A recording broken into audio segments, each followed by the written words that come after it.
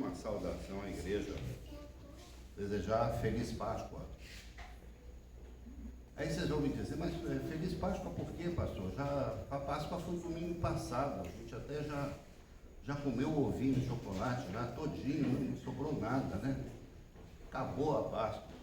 Não, meus irmãos, não acabou não.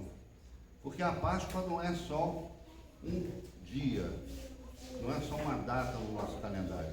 A Páscoa é um tempo litúrgico. E um tempo litúrgico longo, um tempo litúrgico que dura 50 dias, até o domingo de Pentecostes, que vai ser lá em maio. Então nós temos aí um tempo longo de Páscoa. Estamos hoje no segundo domingo da Páscoa. Esse tempo branco que vocês estão vendo aqui nos nossos adornos, nos nossos paramentos, na nossa estola, né? Então, esse tempo de Páscoa é feito para a gente refletir sobre as consequências de tudo que aconteceu logo depois da ressurreição do Senhor Jesus Cristo. O texto do Evangelho que nós não lemos para o domingo de hoje é aquele texto de Tomé, aquele texto em que os discípulos têm o primeiro encontro com Jesus, todos eles reunidos, exceto um, Tomé, que deixou a companhia dos outros 10, porque Judas também já tinha se retirado, tinham sobrado 11, Jesus aparece para 10. E depois, então, quando ele volta para a companhia dos outros discípulos e tem a notícia de que Jesus tinha aparecido para eles, ele então questiona o relato dos outros discípulos. Todo ano a gente prega sobre esse texto, mas as outras leituras são relacionadas com esse evento, e essa leitura da primeira carta de João, eu acho que vale a pena neste ano a gente refletir sobre o seu conteúdo, porque justamente o autor desta carta, ele começa já falando de uma forma muito direta. Ele diz o seguinte: o que era desde o princípio e que ouvimos e que vimos com os nossos próprios olhos e que contemplando e nossas mãos apalparam a respeito do verbo da vida. Ele se apresenta como alguém que teve, sim, o contato direto com a pessoa de Jesus Cristo. Ele ouviu, ele viu, ele presenciou Jesus Cristo e ele tocou em Jesus Cristo. Então, Jesus Cristo, ele já começa o seu discurso dizendo que Jesus Cristo não é apenas uma ideia, Jesus Cristo não é apenas um espírito, Jesus Cristo não é um ser simplesmente sobrenatural que caminhou entre nós. Ele afirma com todas as letras: Jesus Cristo é gente, Jesus Cristo é humano também. É importante a gente ter essa noção, porque muitas vezes a gente se esquece da humanidade de Jesus. Na própria igreja primitiva, isso já acontecia. Quando essa carta foi escrita, ela já foi escrita quando a igreja já tinha uma certa caminhada. Não era uma novidade. Havia comunidades espalhadas por todo o Império Romano, muitas sofrendo perseguição e algumas sofrendo também já com o problema das heresias, das más interpretações que as palavras do próprio Jesus Cristo estavam tendo dentro da comunidade. nós muitas vezes convivemos, né, e a gente sabe disso, dentro das nossas igrejas, com diferentes opiniões.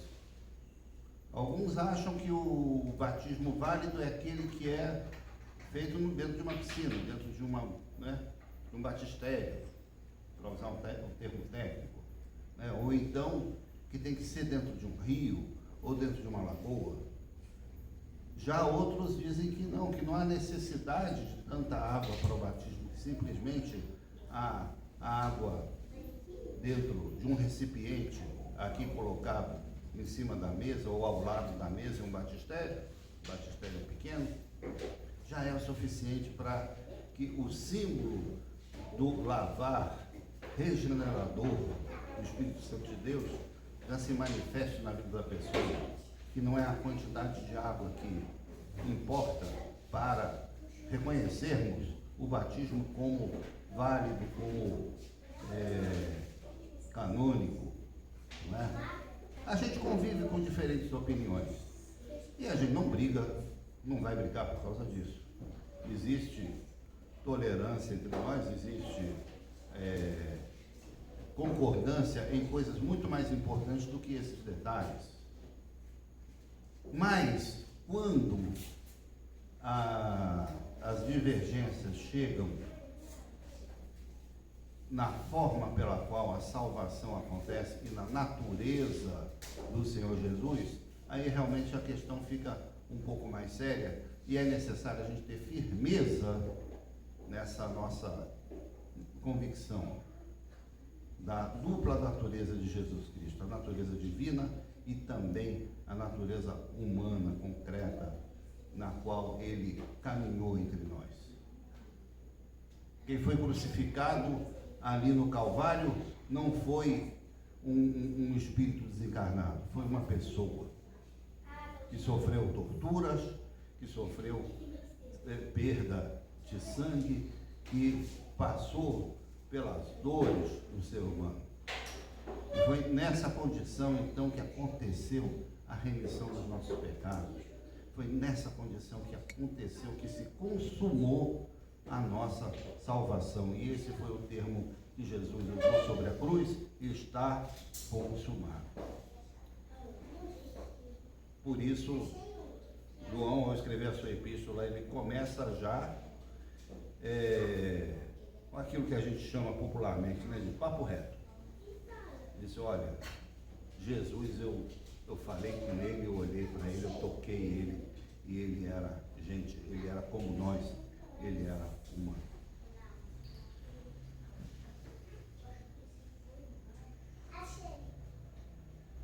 O problema é que muitas vezes esse nosso contato direto com Jesus nos leva também a reações equivocadas, não é? Imagine se um de nós aqui tivesse tido essa oportunidade de se encontrar presencialmente com Jesus Cristo, não é? Ele aparecesse lá na minha casa, ou na casa do nosso pastor Sabanai, né? Ou na casa do Jorge, tal, batesse lá na porta dele: quem é? Não, eu sou Jesus Cristo. Tá, pode entrar, né? Convidar para tomar um café, pelo menos, né? Receber bem Jesus na nossa casa. E ele começasse a conversar com a gente, assim, dando demonstrações que era ele mesmo, não é? Quando ele fosse embora, qual seria a nossa reação? Como é que nós iríamos nos comportar? Que impacto isso ia ter na nossa vida? Um pouco difícil de imaginar, né, uma coisa dessas, mas uma coisa eu posso garantir para vocês, né? Nós nos sentiríamos pessoas privilegiadas, com certeza, não é? E tanta gente no mundo vai aparecer logo para mim.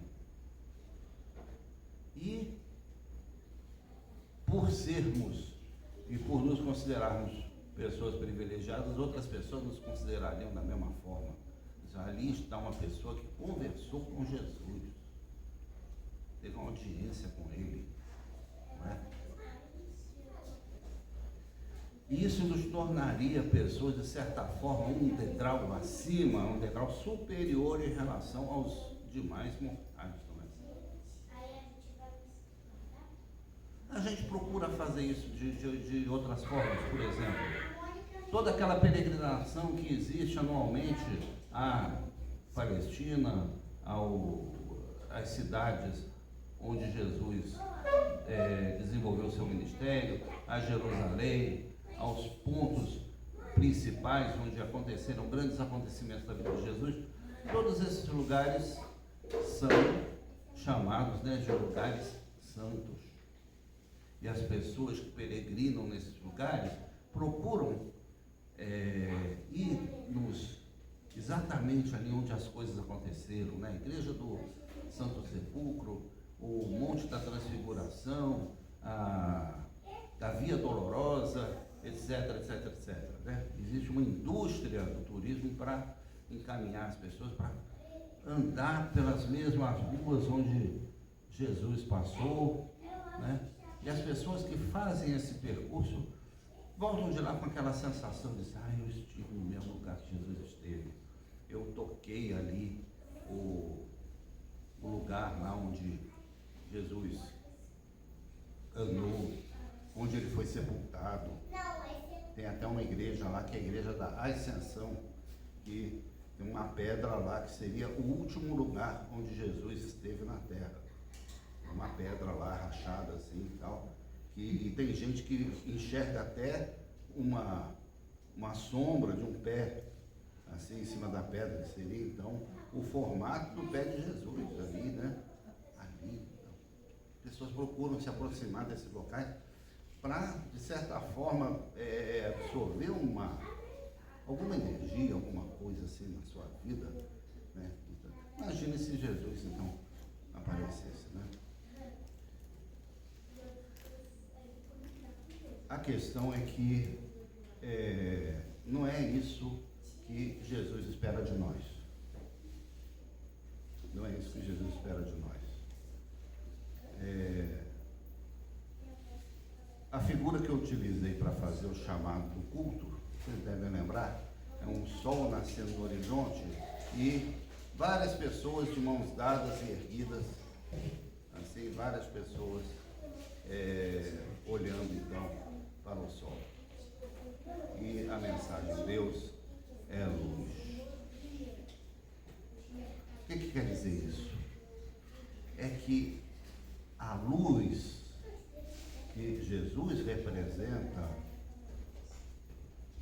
a luz que emana do próprio Deus, ela não deve nos fazer sentir pessoas acima dos demais mortais, acima das outras. Pelo contrário, ela tem que nos aproximar. A grande consequência, o grande resultado, o grande desdobramento dessa realidade, que Deus é luz, é justamente a nossa comunhão. É nos unirmos mais, é nos aproximarmos mais uns dos outros.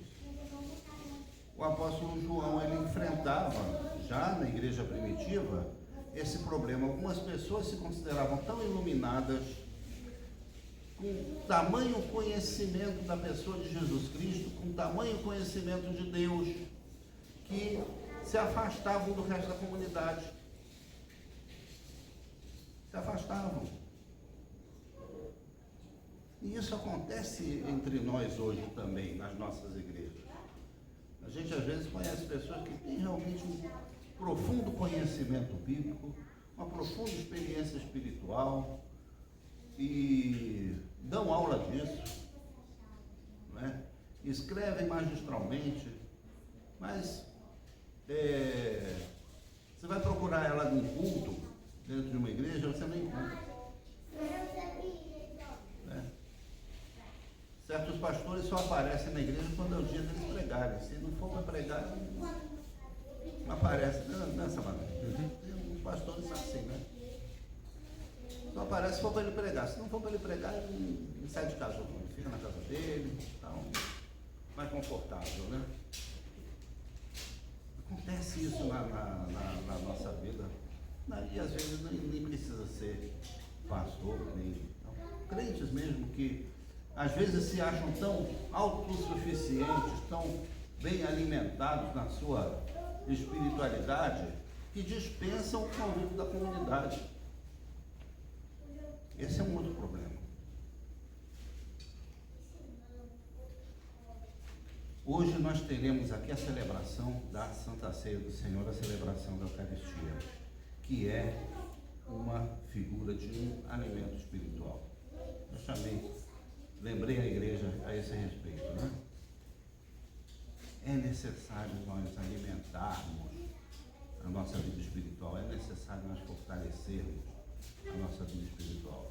Existe o alimento da palavra, né? E existe o alimento também do sacramento, o alimento do pão e do vinho. O pão e o vinho são alimentos para a nossa alma. Por isso nós somos convidados a regularmente estarmos na presença de Deus. Se dependesse de João Calvino, por exemplo, seria todo culto por ele, mas as igrejas reformadas nunca assimilaram, a maioria delas, não assimilaram essa realidade até hoje. Então a gente faz isso no primeiro domingo de cada mês, é a nossa tradição. Mas que seja. E eu estou muito alegre aqui de ver a nossa comunidade hoje reforçada, né, com mais pessoas que vieram e atenderam a esse chamado, o chamado de estar se alimentando, se fortalecendo na presença de Deus. Uma outra coisa que o apóstolo João nos lembra é da convivência com o pecado. Cedo a igreja descobriu que Jesus tinha morrido pelos nossos pecados, ele tinha morrido para nos dar uma vida eterna, uma vida perfeita, uma vida na presença de Deus, na luz de Deus. Mas no dia seguinte a gente estava pecando. No dia seguinte a gente estava exercendo a nossa vaidade.